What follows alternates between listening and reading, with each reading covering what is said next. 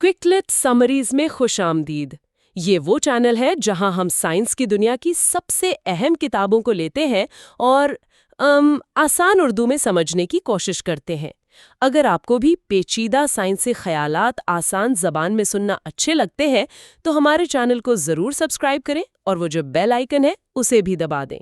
खुश आमदीद। आज हम साइंस के एक ऐसे बुनियादी ख्याल की जड़ों तक जा रहे हैं जो सीधा चार्ल्स डार्विन की किताब नस्लों का आगाज से लिया गया है। ये वो नज़रिया है जिसने ज़िंदगी को देखने का हमारा अंदाज हमेशा के लिए बदल दिया। यही वो मरकज़ी पहेली थी जिसे डार्विन हल करना चाहते थे। ये एक बहुत बड़ा राज था कि ज़मीन पर ज़िंदगी की इतनी सारी किस्में आखिर वजूद में आईं कैसे। एक ऐसा सवाल जो सदियों से बड़े बड़े मुफक्किरीन को सोचने पर मजबूर करता रहा था। तो इतने बड़े सवाल का जवाब ढूंढने के लिए डार्विन ने किसी दूर दराज जंगल से शुरुआत नहीं की, बल्कि एक बहुत ही जानी पहचानी जगह से, एक ऐसी जगह जहां से उन्हें अपने जवाबात मिलने वाले थे। अच्छा, तो चलें इसमें ज़रा गहराई से जाते हैं। डार्विन ने अपनी तवज्जो पालतू जानवर पालने वालों, ख़ास तौर पर कबूतरबाजों की तरफ की, और यही वो जगह थी जहां से उनकी इनकलाबी सोच ने जन्म लिया। उन्होंने इन परिंदों का बहुत बारीक बीनी से मुतालिया किया, दुनिया भर से हर नस्ल के कबूतर जमा किए जो वो कर सकते थे। ये एक ऐसा काम था जिसके लिए बहुत ज़्यादा सब्र और गहरी नज़र की ज़रूरत थी। अब यहाँ जो चीज़ वाकई दिलचस्प है वो है ये ज़बरदस्त फ़र्क। एक तरफ आम जंगली रॉक कबूतर है और दूसरी तरफ ये अजीबो-गरीब नस्लें। डार्विन ने ये दलील दी कि ये सभी एक ही मुश्तरका जद्द-ए-अमजद, यानी उसी आम से जंगली कबूतर की नस्ल से हैं। हैरत की बात है ना? तो देखिए, अहम नुक्ता ये है कि पालने वालों ने ये खुसूसियात खुद से नहीं बनाई। उन्होंने बस छोटे छोटे कुदरती फ़र्कों को नोट किया, जैसे किसी की दुम थोड़ी लंबी थी या किसी का रंग ज़रा मुख्तलिफ था, और फिर उन्होंने फैसला किया कि किन परिंदों की अफजाइश करवानी है। और ये बात बड़ी खूबसूरती से उस इंजन को समझाती है जो तब्दीली लाता है। यानी जब आप नस्ल दर नस्ल कुछ खास खूबियों को ही तरजीह देते जाते हैं तो वो नस्ल अपनी असल शक्ल से बहुत दूर होती चली जाती है। बिल्कुल एक मुजस्सिमा साज की तरह जो आहिस्ता आहिस्ता पत्थर तराश कर एक नई शक्ल बना देता है। तो कबूतरों पर किए गए इन गहरे मुशाहिदात की बुनियाद पर डार्विन ने समल को एक नाम दिया, एक ऐसा नाम जो साइंस की तारीख में हमेशा के लिए अमर हो गया। आइए देखते हैं कि वो क्या था। उन्होंने इसे मसनूई इंतखाब कहा, यानी खसूसियात को चुनने और जमा करने का एक बाकायदा तरीका। सोचे ज़रा, जैसे किसान सबसे मीठे फल या सबसे बड़ी सब्जियों के लिए बीजों का इंतखाब करते हैं, ये बिल्कुल वही अमल है। यानी ये एक सीधा सादा लेकिन बहुत ताकतवर 4 कदमों का अमल है। कुदरत आपको मुख्तलिफ ऑप्शंस देती है और इंसान का इंतखाब ये तय करता है कि नतीजा क्या निकलेगा।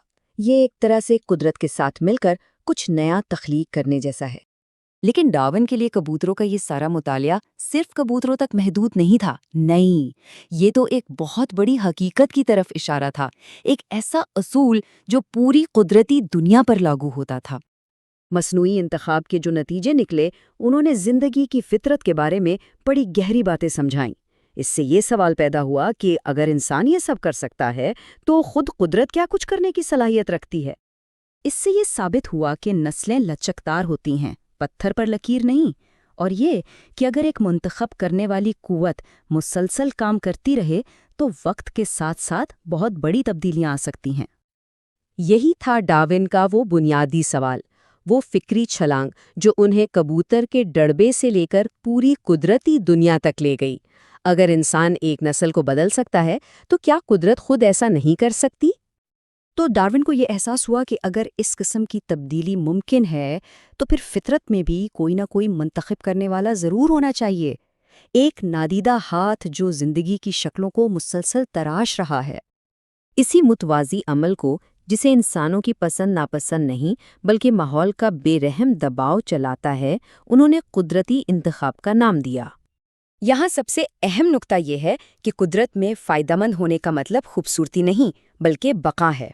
एक तेज़ रफ्तार हिरन या बेहतर तरीके से छिप जाने वाला कीड़ा ही जिंदा बचता है और अपनी खसूसियात अगली नस्ल को मुंतकिल करता है। ये हमें इस पूरी पहेली के आखिरी और सबसे अहम टुकड़े की तरफ ले जाता है। आखिर वो कौन सी अजीम, हर जगह मौजूद क़ुव्वत है जो कुदरती इंतखाब को चलाती है? وہ کیا ہے جو زندگی کے کھیل کے اصول طے کرتا ہے؟ ڈارون کا جواب ایک ٹھوس اور سخت حقیقت تھی۔ جتنے جاندار پیدا ہوتے ہیں ان میں سے بہت کم زندہ رہ پاتے ہیں، اور اسی وجہ سے زندگی کے لیے ایک نہ ختم ہونے والی مسلسل جدوجہد جاری رہتی ہے۔ یہ ایک ایسا موضوع ہے جس پر ہم اپنی اگلی نشست میں تفصیل سے بات کریں گے۔ آج ہم بات کر رہے ہیں تاریخ کی ایک سب سے پرتاثیر سائنسی کتاب کی۔ آن دی اوریجن آف اسپیشیز صرف اپنے نظریے کی وجہ سے ہی مشہور نہیں، بلکہ اپنی زبردست فکری ایمانداری کی وجہ سے بھی جانی جاتی ہے۔ چلیں آج ان مشکل سوالات کی گہرائی میں اترتے ہیں جنہیں خود چارلز ڈارون نے اپنے نظریے کے لیے سب سے بڑا چیلنج سمجھا۔ ذرا سوچئے، یہ ایک حیران کن اعتراف ہے، خاص طور پر اس شخص کی طرف سے جو اپنا نظریہ پیش کر رہا ہو۔ ڈارون خود اپنے کام کی سب سے بڑی کمزوریوں کو سب کے سامنے رکھ رہے تھے، تو یہ تجزیہ صرف ارتقاء کا خلاصہ نہیں بلکہ ان مسائل کی کھوج ہے جنہیں خود ڈارون نے سب سے مشکل مانا۔ تو چلیں اس میں ذرا گہرائی سے اترتے ہیں۔ ڈارون نے تنقید سے بھاگنے کی کوشش نہیں کی، بلکہ انہوں نے خود آگے بڑھ کر وہ سنگین ترین مشکلات سب کے سامنے رکھ دیں جو ان کے نظریے کو درپیش تھیں۔ یہ پہلا بڑا اعتراض تھا۔ آج کی دنیا میں انواع کے بیچ کی کڑیاں یعنی ان بٹوین فارمز اتنی واضح طور پر غائب کیوں ہیں؟ ایسا کیوں لگتا ہے کہ ہر نوع اپنے آپ میں مکمل اور دوسری سے بالکل الگ ہے؟ اور یہ رہا دوسرا اور شاید سب سے مشہور چیلنج، پیچیدہ اعضاء کا مسئلہ، یعنی ایسے اعضاء جو اتنے پرفیکٹ لگتے ہیں کہ ان کا دھیرے دھیرے مرحلہ وار بننا ناممکن سا لگتا ہے۔ تیسرا اہم مسئلہ تھا فاسل ریکارڈ میں موجود خلا یعنی گیپس کا۔ ایسا کیوں لگتا ہے کہ انواع اچانک سے نمودار ہوتی ہیں بجائے اس کے کہ وہ لاکھوں سالوں میں آہستہ آہستہ ارتقاء کرتی نظر آئیں؟ آئیے دیکھتے ہیں کہ ڈارون نے اس پہلے سوال کا کیا جواب دیا۔ آخر فطرت میں ہر طرف درمیانی شکلوں کا ایک الجھا ہوا جال کیوں نہیں بچھا ہوا؟ اچھا، ڈارون کا جواب توقع کے بالکل برعکس تھا۔ ان کا کہنا تھا کہ قدرتی انتخاب کا عمل دراصل خود ہی اپنے قدموں کے نشانات مٹاتا چلا جاتا ہے۔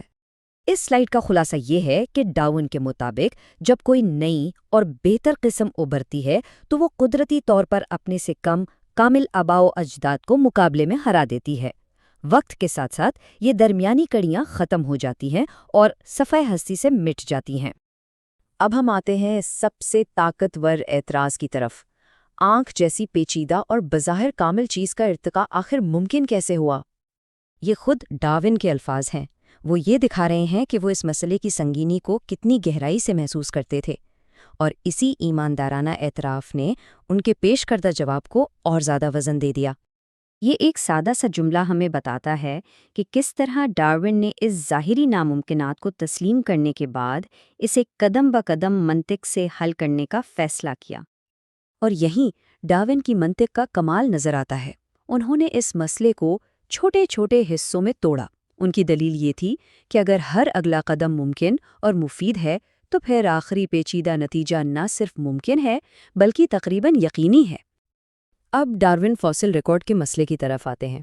اگر درمیانی شکلیں آج زندہ نہیں ہیں تو ان کے ثبوت پتھروں میں یعنی فاسلز میں ملنے چاہیے، تو پھر وہ کہاں ہیں؟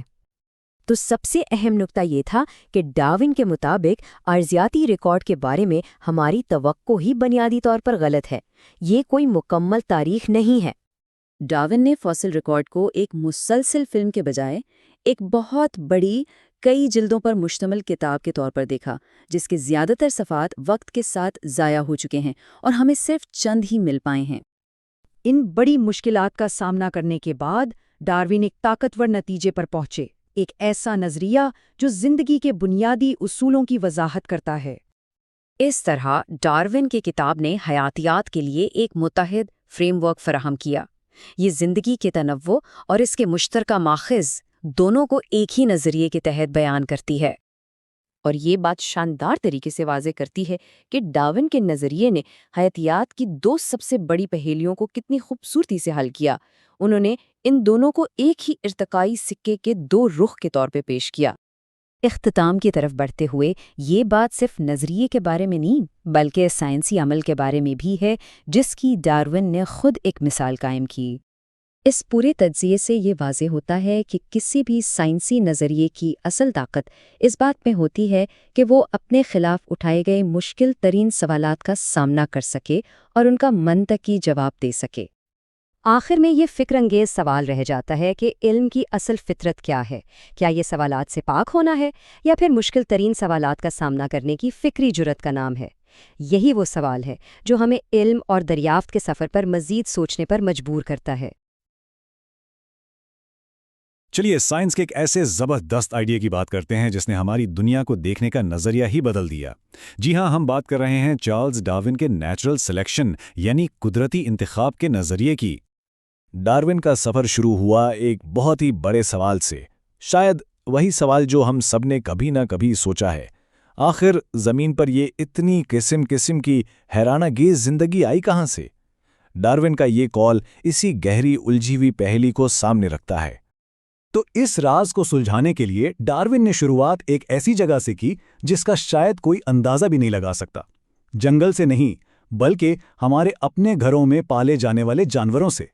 یہ سوال انہیں بہت پریشان کرتا تھا، آخر ایک ہی نسل سے اتنی الگ الگ شکلیں کیسے بن سکتی ہیں؟ اس کا جواب ڈھونڈنے کے لیے انہوں نے ایک ایسے جاندار کو چنا جس نے انہیں اس کہانی کا پہلا اور سب سے ضروری سراغ دیا۔ ذرا ان کبوتروں کو دیکھیے، کیا لگتا ہے؟ یقین کرنا مشکل ہے کہ یہ ساری کی ساری قسمیں ایک ہی جنگلی نسل سے نکلی ہیں۔ ڈارون کو احساس ہوا کہ یہ کوئی جادو نہیں ہے، بلکہ یہ تو نسل در نسل انسانوں کی اپنی پسند کی خوبیوں کو سلیکٹ کرنے کا نتیجہ ہے۔ اسی پروسیس کو ڈارون نے نام دیا آرٹیفیشل سلیکشن کا، یعنی مصنوعی انتخاب۔ یہ ایک بہت بڑا ثبوت تھا اس بات کا کہ سلیکشن چاہے وہ انسان کریں، وقت کے ساتھ کتنی بڑی کتنی ڈرامٹک تبدیلیاں لا سکتا ہے۔ اور یہیں پر ڈارون کو وہ آہا مومنٹ ملا۔ انہیں سمجھ آیا کہ انسان ان کبوتروں میں کوئی نئی چیز پیدا نہیں کر رہے، وہ تو صرف انہی خوبیوں کو چن رہے ہیں جو قدرت نے پہلے سے ہی دی ہوئی تھیں۔ یعنی قدرت ویریشنز دیتی ہے اور انسان سلیکٹ کرتا ہے۔ یہ اس وقت کے لیے ایک بالکل انقلابی سوچ تھی۔ تو ٹھیک ہے، انسانوں کی سلیکشن کی طاقت تو ہم نے دیکھ لی۔ اب ڈارون کا اگلا قدم تھا اس آئیڈیا کو فارم ہاؤس سے نکال کر جنگل کی اصلی بے رحم دنیا میں لے جانا۔ تو پھر سوال یہ اٹھا کہ جنگل میں تو کوئی انسان نہیں ہے سلیکٹ کرنے کے لیے، پھر وہاں یہ کام کون سی طاقت کر رہی ہے؟ اس کا جواب زندگی کی ایک عام لیکن اکثر بہت سخت حقیقت میں چھپا ہوا تھا۔ یہ نمبر دیکھیے، 15 ملین۔ یہ ایک اندازہ ہے کہ اگر ہاتھیوں کا صرف ایک جوڑا ہو اور ان کے سارے بچے زندہ رہیں اور آگے نسل بڑھائیں تو صرف 500 سال میں اتنے ہاتھی ہو سکتے ہیں۔ اس سے ایک بنیادی بات صاف ہوتی ہے، ہر جاندار میں اپنی آبادی کو بہت تیزی سے بڑھانے کی صلاحیت ہوتی ہے۔ لیکن دنیا ہاتھیوں سے بھری بھی تو نہیں ہے نا؟ آخر کیوں؟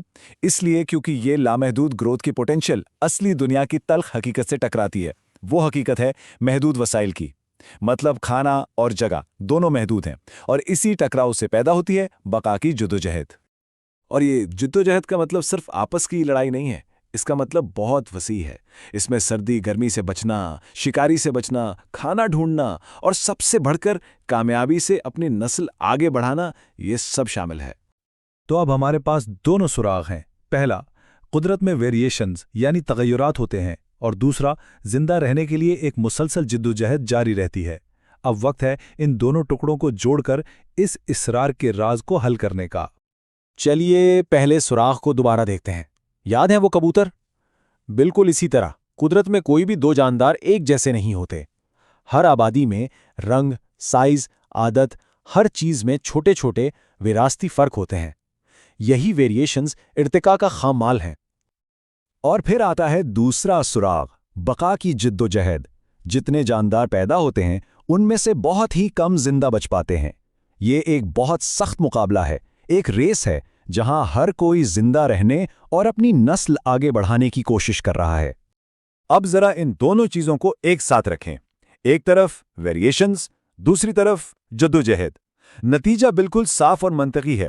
اگر کسی جاندار کے پاس کوئی ایسا چھوٹا سا بھی ویریشن ہے جو اسے زندہ رہنے میں تھوڑی سی بھی مدد دے، ہو سکتا ہے وہ بہتر چھپ سکتا ہو یا تھوڑا تیز بھاگ سکتا ہو، تو ظاہر ہے اس کے زندہ رہنے اور بچے پیدا کرنے کے چانسز بڑھ جائیں گے، اور وقت کے ساتھ وہی فائدہ مند خصوصیات اگلی نسلوں میں عام ہوتی چلی جائے گی۔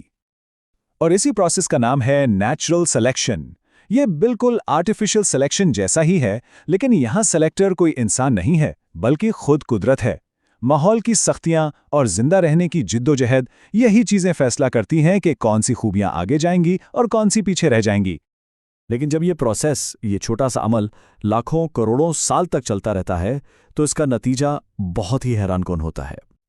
یہ لاکھوں سال کا پروسیس صرف اچھی خوبیوں کو بچاتا نہیں ہے، بلکہ یہ فعال طور پہ ایکٹیولی نئی قسم بناتا ہے، انہیں تراشتا ہے، اور جو پرانی کمزور شکلیں ہوتی ہیں وہ اس ریس میں پیچھے رہ کر ختم ہو جاتی ہیں۔ یہ قدرت کی ایک ایسی طاقت ہے جو بناتی بھی ہے اور مٹاتی بھی ہے۔ یہی چیز وضاحت کرتی ہے کہ کیسے ایک ہی آبائی نسل وقت کے ساتھ بہت سی الگ الگ شاخوں میں بڑھ سکتی ہے، بالکل ایک بڑے درخت کی طرح۔ ہر شاخ ایک نئے راستے پر چلتی ہے، ماحول کے ایک نئے حصے میں جینا سیکھتی ہے۔